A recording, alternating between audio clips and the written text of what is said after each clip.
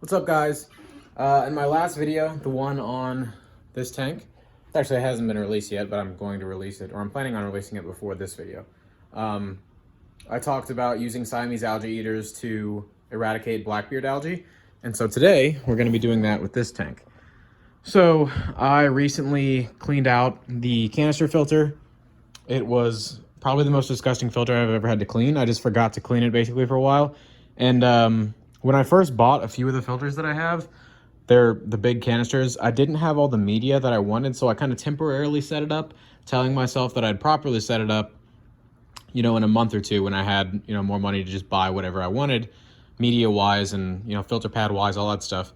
But I guess I just forgot about it. So when I pulled it apart, it was all filter floss and only one layer of actual biomedia and like one sponge, like foam filter, like coarse foam.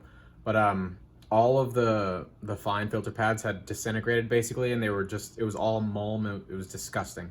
So I pulled all that apart. I found the new pads that I had ordered and put those in there and got everything kind of wrapped back up. And that was why this tank looks so bad. Like, there's a huge accumulation of blackbeard algae on this section. Some down in the wood, there's a bunch down on these rocks, and there's some of the algae over here. But for the main part, just this area is really ugly because this is supposed to be lush Anubias and narrow leaf Java fern. But it looks awful. So before I go further, I think I mentioned this in the last video. Using Siamese algae eaters is not an end-all be-all fix. You need to address the problem of what's causing the algae before you get rid of the algae. So I cleaned out the filter. I've been doing much more water changes, getting back into a schedule, and you can tell that the algae is light in color, like it's starting to die off. It's not healthy blackbeard algae. Like this is what slightly more healthy blackbeard algae looks like, that dark color. But everything else looks like it's pretty much dying. Like you can see that stuff, it's all turning white. And the thing about that is if you don't manually remove it, a lot of times it just stays there and looks terrible. So that's where the Siamese algae eaters come in. So basically what I'm gonna do is doing a water change in this tank, just standard water change.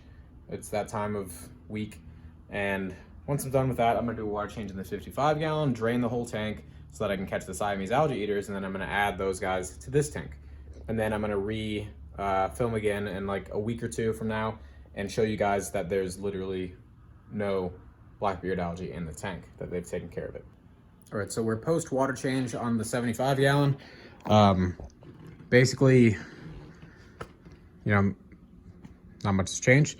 It's a little bit cleaner now. That's about it. I pulled off all this moss because I was noticing that the bottom layer of it that was attached to the wood was dead. And I'm not sure if that's because I wasn't trimming very often. I wasn't trimming at all, or because of some other kind of thing. So I just ripped it all off, and I'm gonna try again and try to trim way more often. And then I put a bunch of moss underneath these plants, or like in these gaps between the rocks and stuff under here. I think what I want to do is have the moss kind of lower in the water level, and then a little bit on the branches and stuff like that. But I also think I'm going to pull out some of this Anubias and try to moss this section up, and then just have a lot more narrow leaf Java fern and stuff. But I'm really unsure. I just want to get this all cleaned up so I can clearly see what I want to do. I may move a bunch of the Anubias into the African tank because it's an African plant. But yeah, so what I'm doing now is just draining this tank so I can catch Siamese algae eaters. But yeah, they're just really fast. They're really hard to catch sometimes with a net, so it's a lot easier if you drain the tank. But I'm just gonna catch these guys, and it's the same water. So I'm just gonna basically scoop them out and toss them in that tank and go from there. I really wish I had a chest mount GoPro or something. This would be a really cool point to film with that. But we're just gonna go for it. It's getting a little bit too low for the gouramis, so I'm just gonna go from here. And we're probably just gonna use the hand method, so I don't have to stick nets back here. But come on, buddy. Okay, I'm gonna have to probably put the phone down when I do this. But yeah, I'll be right back. Yeah, so this giant mass of Cryptopelante made it really difficult to catch the Siamese algae eaters, but I've caught them, filling up the tank now. Like, this really puts into perspective just how much of this plant there is. I was just pulling up clumps of it. Like, it's so dense, and most of those are trimmed. I trimmed all of those plants. Like, I took off the outer big leaves, like 3 or 4 leaves, before I planted these. And there's like 7 or 8 of them back there. So you can just imagine how dense this is going to get, especially with all the big swords around them. But yeah, it's pretty gnarly. I'm still waiting for the crypts to grow in here, though. The not the balance, but all of the little crypts that I planted. But yeah, so you can see Siamese algae eaters just got added maybe 10 minutes ago, 5 minutes ago, and they're already going to work. You can see one of them was just munching on the autosynchronous think they're one of them. But yeah, they're going to town, taking the BBA off of all these rocks. You can already see down there and all the detritus, there was a clump right back there. That little thing, that's a clump of BBA. They've been there for 5 minutes and they've already started to work on it. But they're just gonna go through this whole tank. They'll be munching on this stuff all day, pretty much every day, schooling together, taking all this stuff down. Yeah, this is the 5th one. So 1, 2, 3, 4, 5. I'm thinking about getting more. I think a group of 7 of these guys looks really cool. These guys are very underrated. A lot of people think they're bad fish just because sometimes when they get bigger, they'll eat less algae. But if you have like the right types of algae, he was just munching on that BBA right there. You could see it very clearly what they're doing. It's just really cool to see them work. But yeah, I think once they school together and they get the nice yellows like this guy has in his fins, they're just beautiful fish, especially in a nice school. They shoal really well together. They're pretty cool. But yeah, I'll update you guys on this in probably 1.5 to 2 weeks. It just depends on how long it's going to take to get rid of all the BBA. I may film like a 10-second clip just to show you guys, hey, this is a weekend, and then another one 2 weeks in to show you guys just the process. But yeah, I'll stop here and I'll come back a week later. It is 2 days later. I know I said I was going to come back a week later, but oh, he just stirred up so much of it. They're already doing so much stuff. Basically, so 2 days in, all of that, I need to obviously redirect my filter or flow or something like that. That's all Siamese algae eater poop. You can see the BBA, bits of BBA floating in there. That's moss and BBA covering the filter intake. And then that is literally, there's moss shoved in this little gap like right here.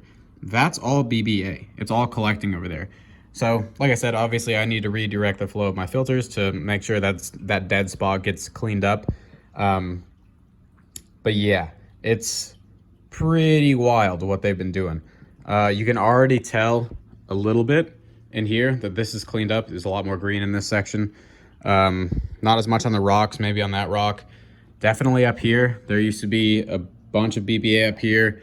It's pretty much all gone. Same thing with this back piece of wood. But they are just going to town, and it's awesome. Unfortunately, like I said before in the last video, you can tell where the BBA was because the leaves are damaged. It roots into the leaves. So while they will remove the BBA, the scars of the BBA are still there. So a lot of this Anubias, I'm just going to take out and then probably trim some of the leaves, and I'll put those into like a hospital tank kind of thing. Yeah, so I'll probably take a lot of those out, trim the dead leaves off, throw the Anubias in there, give it a chance to recover a little bit, and then replant it if I choose to replant it in this tank. I think more what I want to be doing is narrow-leaf Java fern and Bucephalandra. I think that would look really, really cool. So I'll probably end up ordering a bunch of different species of buke and moss. Like I'll keep the moss. I really want to make the moss work. But this tank is going to be slowly, the temperature is going to be cranked up because discus are going to be in here. So I have to figure out which plants can and which plants cannot take the heat. So some of the mosses might not make it. Moss is like colder water typically. But yeah, so that's just 2-day update. Today is a week since I added the Siamese algae eaters, and they've wreaked havoc on the blackbeard algae.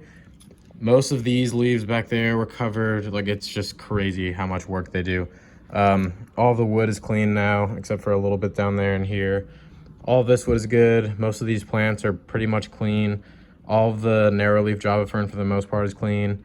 But I'm guessing, or oh sorry, I'm guessing by the end of the next week, all that's really left is like a little bit on some of the plants, and then the stuff on the rocks, and a little bit on the glass. They even picked clean the wave maker and the filter, and this piece of wood too. There's a little tiny bit down there. But yeah, so I'll do one more clip in this video at the end of the week and show you guys. All right, so it's 2 weeks later, and I'll just show you guys basically the result. Pretty much no BBA anymore. None on here, none down there, none on this piece of wood, none on this wood, none on that wood, a little tiny bit on the moss, and then even the rock is like starting to, they prefer eating the algae off of plants. They don't really like eating algae off of stone and stuff like that. They like the type of algae that grows off of organic stuff like wood and plants. But they're even going to town on this. Like, this was a lot worse last time. So this moss needs a trim. I'll probably trim that. I'm gonna do a big water change here in a minute, but I'm just gonna leave these guys in here for, I guess, the time being. There still is a little bit of BBA. Like, there's tiny little roots in some of the Anubias. I need to trim a lot of these leaves. And there's some on just like some of the threads, like the string that's going around, and some of the roots. So a small bit is left, but they will take care of it. And yeah, they're killing it. But you know, like I said in the last video, you need to address the problem that's creating the algae. So there's no new algae growing. It's just the old stuff that they're getting rid of. And then like small little bits and patches here and there that they're taking care of. But yeah, that's how you delete blackbeard algae. I understand that a lot of people may not have the, like, what's the word I'm looking for? The resources to just go buy a bunch of Siamese algae eaters and then return them or something like that. But most local fish stores, if you have a local fish store in your area, typically what they'll do is they'll take either donations or they'll take fish for store credit. So what you can do is you can go in, buy 5 or 6 Siamese algae eaters, however many you need for your tank. I wouldn't suggest putting fully grown ones in smaller tanks, obviously, but maybe if you can find some really young ones. The really young ones do eat a little bit more algae than the bigger ones. As they get bigger, they'll start to eat more like pellets and flakes and stuff like that. But yeah, so just go in, buy a few, and then you're gonna lose some money, but you're also gonna get rid of a lot of algae. If you don't wanna keep them long term, just buy them, let them do their work, and then you can take them back to the local fish store for store credit. Basically like renting them. And obviously, you know, that's not like the best thing you can do. The best thing you can do is buy them and give them a forever home. But if you can't, that's an option. But yeah, thank you guys so much for watching. Don't forget to like and subscribe, and hopefully I'll see you guys next time.